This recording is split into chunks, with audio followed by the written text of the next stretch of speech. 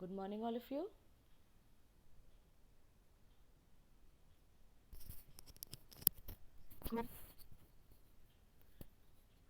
Okay, so today, in continuation with the same history chapter, Nazism and the rise of Hitler, today we will have a look at political radicalism and economic crisis. Uh, s- so, the last time when we just started the chapter, we had a brief look uh, at what happened about that Helmut, 11-year-old German boy, and what he overheard his parents talking about, and why his father he committed suicide. So we studied about that, and then we also had a look at the Treaty of Versailles and the crimes which Germans committed during the Second World War, and so we also had a look at that, and then we had a look at the birth of the Weimar Republic.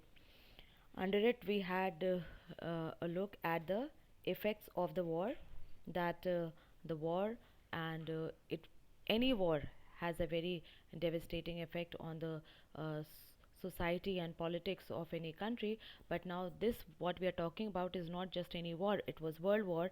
And so from a continent of creditors, now Europe was turned into a continent of debtors. And now what happened, the people of Germany, they blamed this Weimar Republic for everything that was going on, even for the sins which the old imperial Germany has committed. So for everything, now they blame this Weimar Republic. And everyone who supported this Weimar Republic, mainly the socialists, the Catholics, and the Democrats, they were insulted, and they were mockingly called as the November criminals. And why November? Because the Versailles Treaty, it was signed in November, so that is why they were called as the November criminals.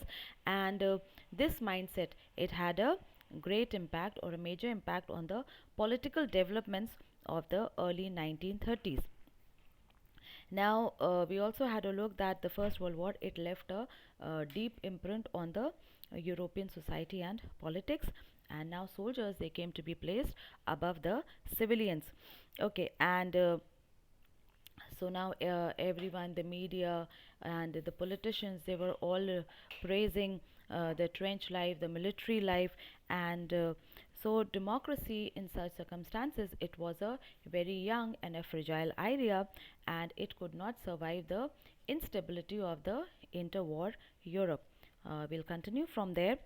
Now, when this Weimar Republic, this democratic government, which was founded on the basis of universal adult franchise in Germany, when this was born, now it coincided with the revolutionary uprising of the Spartacus League. Now, the Spartacus League was on the pattern of the Bolshevik Revolution in Russia. Now, you know that the last chapter in history that we did was Russian Revolution, so we know about the Bolsheviks and the Mensheviks. Now, the Mensheviks, they thought that now everyone should be free to join the political parties, and also there should be no control on the membership and the quality of members in a political party. Whereas the Bolsheviks, they thought that the party, they should be disciplined, and they should be a control over the number and the quality of members.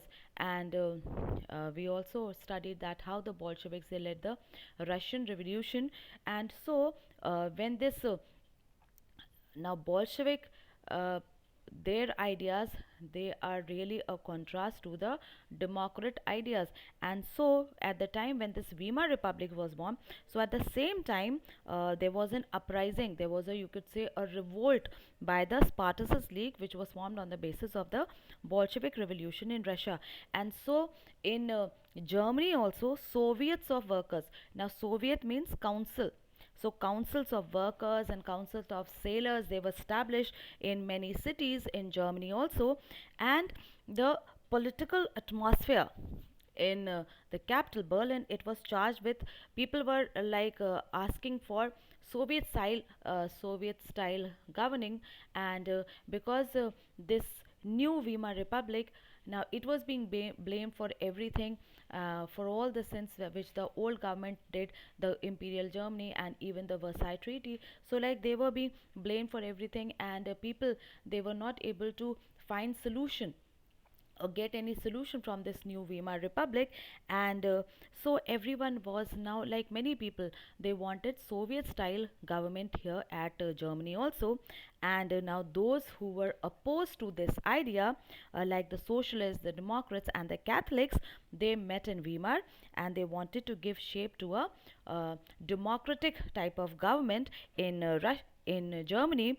And so the Weimar Republic, they were able to crush this uprising or this revolt by the Spartacus League with the help of a war veteran organization which was called as the Free Corps.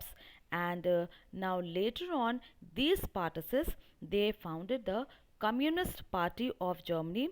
And after this particular incident, the communists and socialists, they became so opposed to each other, so that they were not able to stand up together against Hitler. And now at such a time, when there was so much going on in the economy was in decline, and it was in shutters, you could say. And the society also, uh, you know there was nothing there for the people. The people were desolate and in despair. There was no hope there for the people. And so the economy, the society, and even the politics, that was not able to provide anything to the people. And so everyone was trying to get some quick radical solutions, some quick and overall changing radical solutions to all the problems that were faced by the people. Now this political radicalization, it became more by the economic crisis of 1923. Now let's see what happened there in 1923. Now Germany, it had fought this first world war largely on loans, and so now they had to pay the war reparations in gold. uh, you know, Germany was held as guilty for this war, and it was thought that it was because of them the World War first took place. And so now they had to bear all the losses, and uh, the losses which the Allies suffered, and so they had to pay back to the Allies.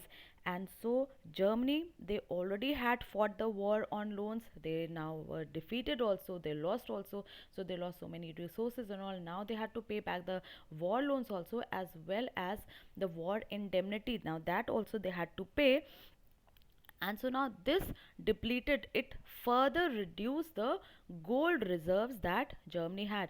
Now already their economic condition was very bad, and on top of it, we saw that according to the Versailles Treaty, what all Germany had lost. And now they had to give to the Allies 6 billion livre also as war indemnity. And so in 1923, the economic condition became so poor that Germany, they refused to pay. And as a result, the French, they came and occupied the leading industrial area of Germany, that was called Ruhr, to claim their coal. So Germany, they they did not wanted to pay anything back, and pay the money, because they did not have. So French came and occupied their industrial area, and Germany, it retaliated with passive resistance, means non-violent method. And what it did not wanted to fight now, because now Germany did not have an any army. They were demilitarized after the First World War, and so they started to print paper currency recklessly, without even giving a thought. The money in circulation could only be in proportion to the gold reserves that we have, any country has. And so now, without any paying any heed to that, Germany, they decided they started to print paper money, and now there was too much paper money in circulation that the value of German mark, it fell down because it did not have so much reserves, and there was so much money in circulation, paper money in circulation, that the value of their money, it fell down so much that in April, just see these figures, the US dollar was equal to 24,000 marks. In July, it was 3,53,000 marks. And then in August, it was 46 lakhs 21,000 marks. And at the and then the number, it goes on and on, and the figure, by December, the figure, it had run into trillions. And the value of German mark, it collapsed. Mark was their money, and so it collapsed so much, and the real value of money, it fell down, and as a result, the prices of goods, they soared high. And now all throughout the world, there were images of Germans carrying cart loads, means cart full of money, just to buy a loaf of bread. And worldwide, there was so much sympathy for German people, and this crisis, it came to be known as hyperinflation. Now, a hyperinflation is a condition where prices, they rise very high, phenomenally high. And so now that was the condition. And now you could well imagine, just to buy a loaf of bread, if you have to carry cart loads of money. Now that we could not even think of. And so finally, the Americans, they intervened, and they bailed Germany. They tried to take Germany, bring Germany out of this crisis, and this they did by introducing the Dawes Plan. Now, what was this Dawes Plan? It was basically tried to bring Germany out of this hyperinflation, and to return their economy to some sort of stability. And this was by providing some short term loans to Germany. And so they also reworked the terms of reparation, means the money which Germany had to pay to the allies. And Americans, they tried to even ease the financial burden of Germany by reworking the terms of reparation, means the money that they had to pay each year, it was reduced. So that was the Dawes Plan. Now let's have a look at the years of depression. Now, the years between 1924 and 1928, now there was some stability during this period in Germany, and yet this stability, it was not built on rock, means it was built on sand. Now, what happens if you build anything on sand? Yes, class 9th.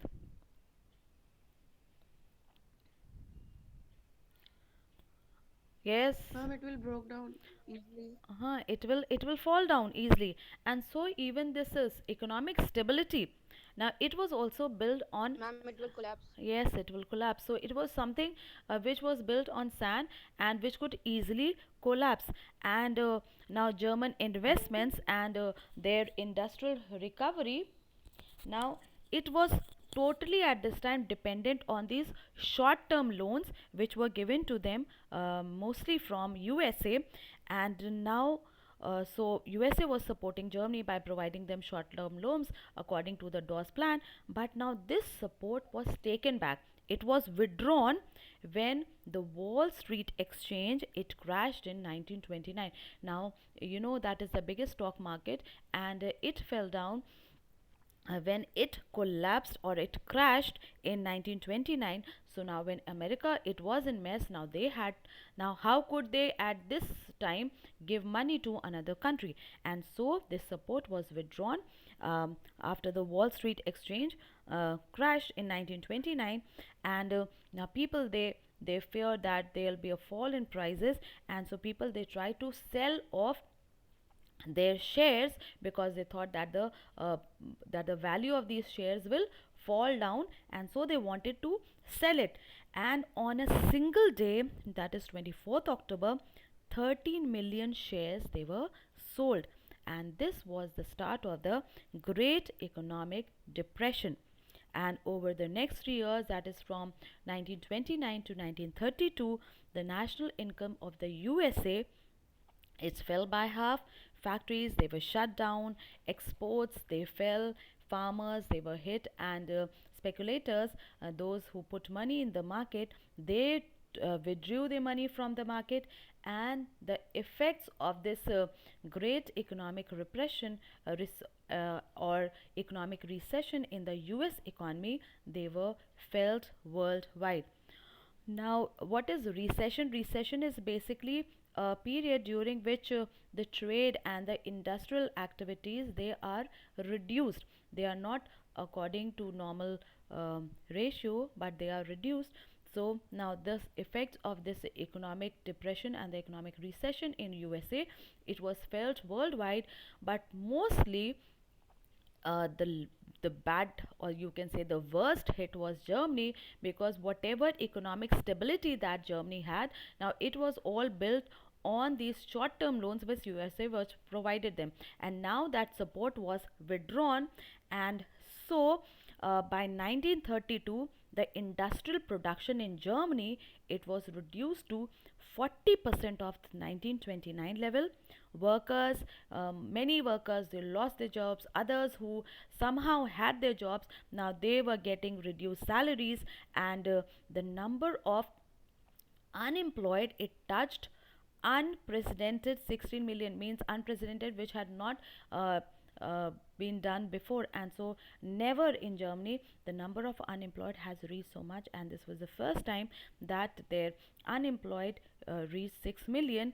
And on the streets of Germany there were people moving, and they had placards around their necks, and on that it was written, willing to do any work, means there were no avenues to work for the people to earn their livelihood. So people were there in the streets willing to do any kind of work, because there were so many people who have lost their jobs. And so unemployed youths, they did not have anything. They sat in the city squares and they played cards, or they many times they just queued up at the local employment exchange trying to get some jobs. And the jobs disappeared, and now the young people, they did not have any hope, and so many took to criminal activities. And there was total despair, means hopelessness was everywhere. Everyone felt that helplessness. And now this economic crisis, it created deep anxiety and fears. People were really now afraid, and as to what will happen. And the middle classes, means the salaried peoples and those people who lived on their pensions, now whatever savings they had, now they saw these savings, um, you know uh, just being finishing, because the currency lost its value. People were getting reduced wages, and so people, they started to live on their savings. And small businessmen, the those people who had their own businesses, and the retailers, now they also suffered as their businesses got ruined. So the small businesses, small merchants, retailers, they also suffered so much. Their businesses, they were totally ruined.